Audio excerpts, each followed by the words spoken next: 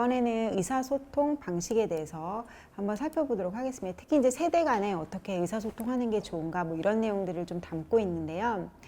뭐 아시다시피 신조어가 쏟아지고 있습니다. 이 젊은 세대들 사이에서도 세대 차이가 있다고 말할 정도로 다양한 단어들이 생겨나고 있고요. 저도 처음에는 이런 신조어들을 좀 따라가 볼까 하다가 포기한 지 오래됐습니다. 하지만 또 우리가 의사소통에 대한 내용을 다루니까 몇 가지 신조어들에 대해서 좀 뜻을 알아보려고 하는데요. 아마도 제가 말씀드리는 이 신조어는 이미 더 이상 신조어가 아닐 것 같긴 합니다. 그래도 제가 아는 수준에서 말씀드려보면 뭐 이생망 있죠? 이번 생은 망했다. 그리고 실존주의는 싫어하는 것을 존중하자는 주의죠. 즉 다양성을 추구하자 뭐 이런 거. 그리고 화이트 불편러는 사회 부조리를 참지 못하고 정의롭게 나의 주장을 펼쳐서 어떤 공감 여론을 형성하는 사람 뭐 이런 뜻이고요.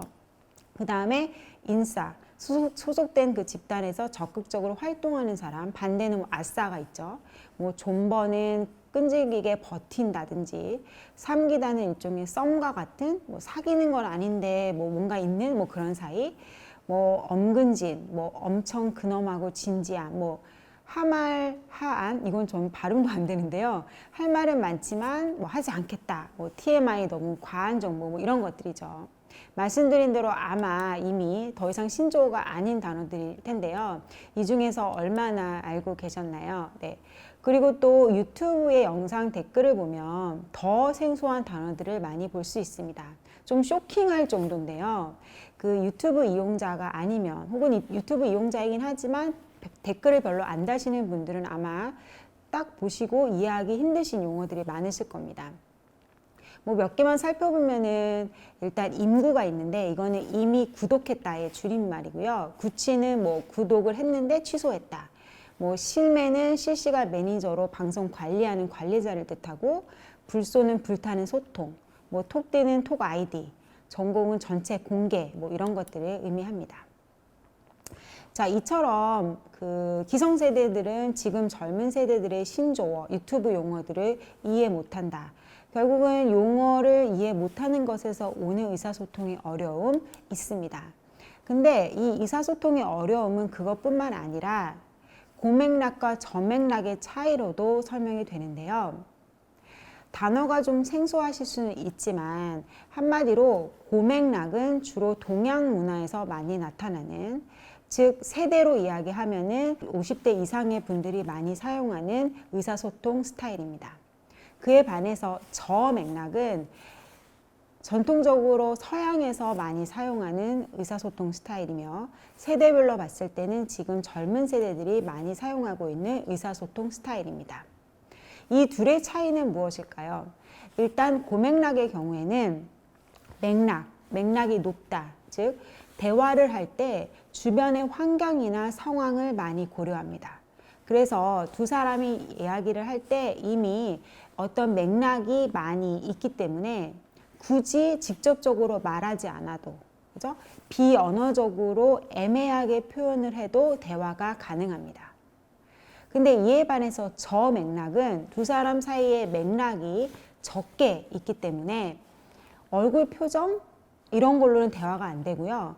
직접적으로 말로, 입으로 의사소통을 해야 의사소통이 가능한 그런 의사소통을 이야기합니다. 또 그러한 비슷한 맥락에서 고맥락 의사소통은 우리가 어떤 갈등을 뭐 경험하고 있다. 그래서 의사소통을 해서 이 갈등을 해결하자. 이런 것도 중요하고, 또 관계도 중요합니다. 문제 해결하는 것도 중요하지만 우리의 관계를 원만하게 가지고 가는 것, 이것도 중요하고요. 이에 반해 저맥락은 뭐 관계도 중요하긴 하지만 일단 해야 될 거는 해야 되는 것, 이게 더 중요한 거죠. 그러면 이렇게 고맥락의 의사소통과 저맥락의 의사소통이 다르다. 그리고 20대는 저맥락, 그다음에 우리 50대 이상 분들은 고맥락 의사소통을 한다면 당연히 세대 간의 의사소통에 어려움이 있을 수밖에 없습니다. 서로 오해를 할 수가 있다는 거죠. 자, 어떻게 오해를 할 수 있느냐? 일단 저맥락인 젊은 세대가 보기에 고맥락의 기성세대의 의사소통은 너무 애매합니다.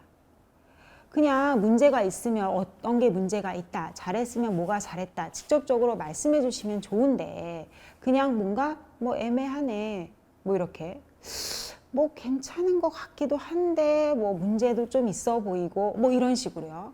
너무 애매해요. 해석하기가 힘든 겁니다. 그리고 또 가족 관계에서도 그렇게 의사소통에 어려움이 있을 수가 있겠죠.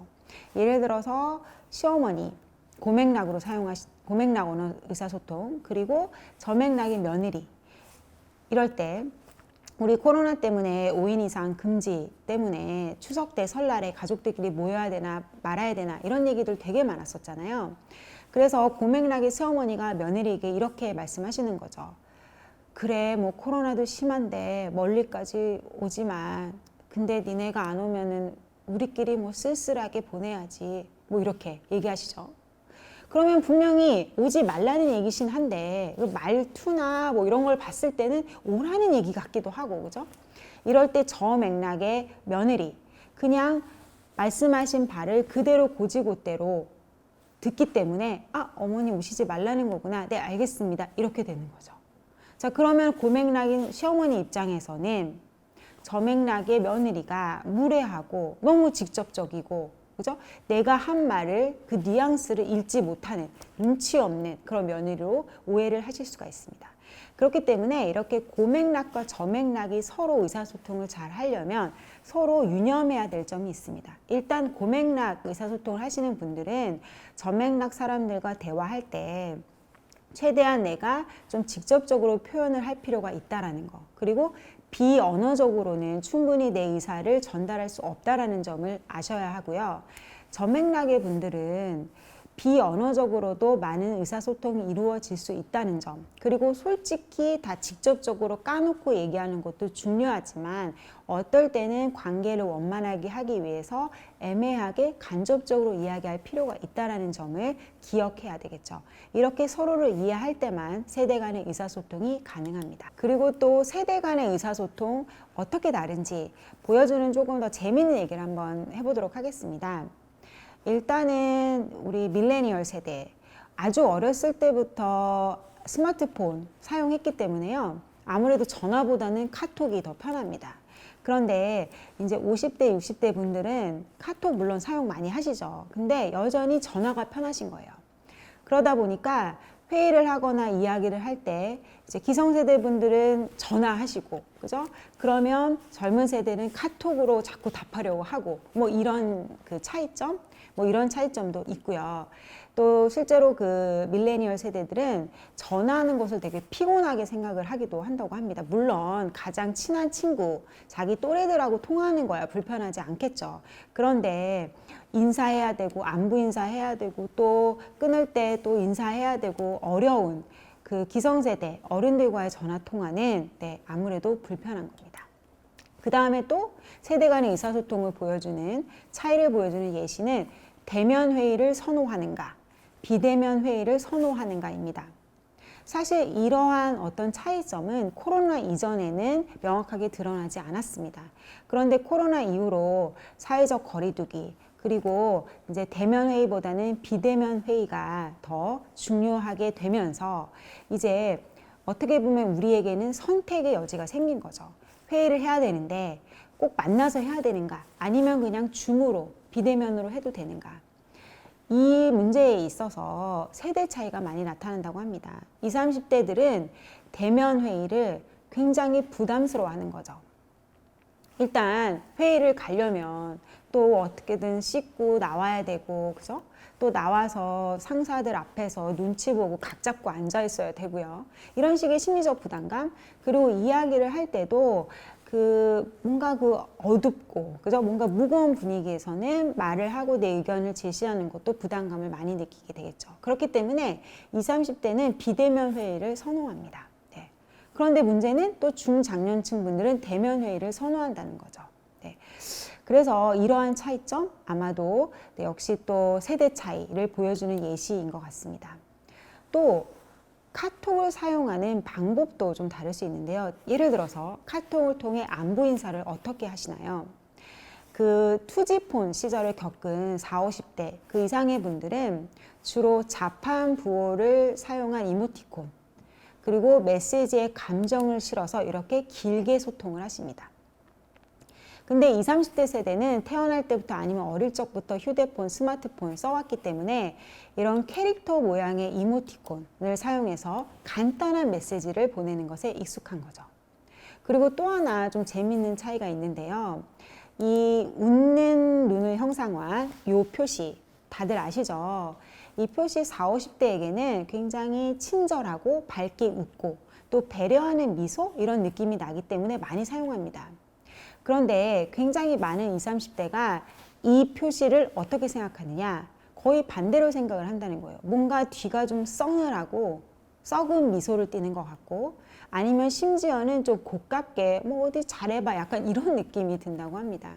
그래서 20대들 중에 이거 사용하는 20대 별로 없습니다.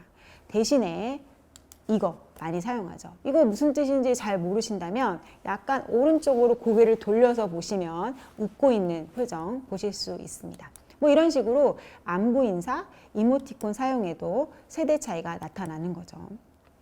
그렇다고 해서 물론 중장년층 분들이 이모티콘 사용하지 않는 거 아니죠. 자, 근데 또 어떤 이모티콘을 사용하는지 얼마나 이모티콘을 사용하는지 또 차이가 있죠. 그래서 그 20, 30대들이 아무래도 중장년층보다 이모티콘을 많이 사용하고요. 그 다음에 이제 맥락, 어떤 이모티콘을 사용하는지도 좀 다른데 20, 30대 경우에는 굉장히 구체적인 상황을 묘사하는 데 있어서 이모티콘을 많이 사용합니다. 내 기분이 다운됐을 때, 삐졌을 때, 의심할 때, 뭐 눈치 볼 때 이런 것들을 글로 적는 것이 아니라 이모티콘으로 표현을 하는 거죠. 근데 그에 반해서 이 중장년층 분들은 이런 다양한 상황이나 감정을 묘사하기 위해 표현하기 위해 이모티콘을 사용하기보다는 뭔가 동의, 오케이 뭐 이런 거 있잖아요. 끄덕끄덕 뭐 아니면은 뭐 손 이렇게 올리는 요런 좀 간단한 표현들 이런 것들을 전달해 줄 수 있는 이모티콘을 많이 사용한다는 점 뭐 이런 것들도 네, 세대 간의 차이다 이렇게 볼 수가 있습니다. 자, 이제 마무리할 때가 됐는데요. 한 가지만 더 말씀드리겠습니다. 우리 중장년층 분들이 많이 하시는 실수 중에 하나가 바로 오지랖을 부리시는 건데요. 이런 경우 많죠. 이제 중장년층 분들이 직장 후배들에게 그거 내가 진짜 동생 같아서 정말 하는 말인데 아니면 내가 첫사랑에만 성공했어도 자네만한 아들이 있어서 하는 말인데 내가 정말 걱정이 돼서 하는 말인데 요가를 한다며 요가가 무슨 운동이 돼 내가 마라톤 해보니까 역시 뛰는 게 최고야 곧 결혼한다며 근데 그럼 청약 들어야지 아이는 하나 있어야지 자 이런 식의 오지랖이죠. 자, 그래서 이렇게 오지랖, 꼰대 소리 안 들으려면 아마 이런 얘기 많이 들어보셨을 거예요. 젊은 세대들은 간섭하는 거 싫어하니까 간섭하지 말고 사생활에 아예 관심을 끊어. 그리고 그냥 아무 말을 하지 마. 그냥 지갑만 열어. 뭐 이런 말 많이 들어보셨죠. 자, 근데 또 기성세대 분들 입장에서는 되게 억울하실 것 같아요. 그러니까 내가 살다가 실수하고 실패하면서 얻었던 교훈들, 내가 배웠던 것들을 내가 정말 걱정되고 아끼는 후배들에게 알려주고 싶은데 이걸 다 오지랖이라고 하니 나보고 진짜 입을 다물라는 거야? 매사 뭐 한마디 한마디 하기가 조심스럽다 이런 말 많이 하시는데요. 저는 이런 말씀 드리고 싶어요. 물론 오지랖 안 좋죠. 그런데 조언, 진심 어린 조언은 당연히 해 주실 수 있지 않을까 생각이 듭니다. 그러면 부질없는 오지랖과 진심 어린 조언의 차이 딱 세 가지로 말씀드릴게요. 내가 뭔가 조언하고 싶을 때 본인에게 세 가지를 물어보세요. 일단 첫 번째, 내가 이 후배를 정말로 아끼고 도와주고 싶은 것인가? 아니면 내가 그냥 아는 거를 내가 하고 싶은 거냐 말이 단순히. 그 다음에 두 번째 질문. 내가 지금 이 친구 후배의 상황을 충분히 이해하고 조언을 하려고 하는 것인가?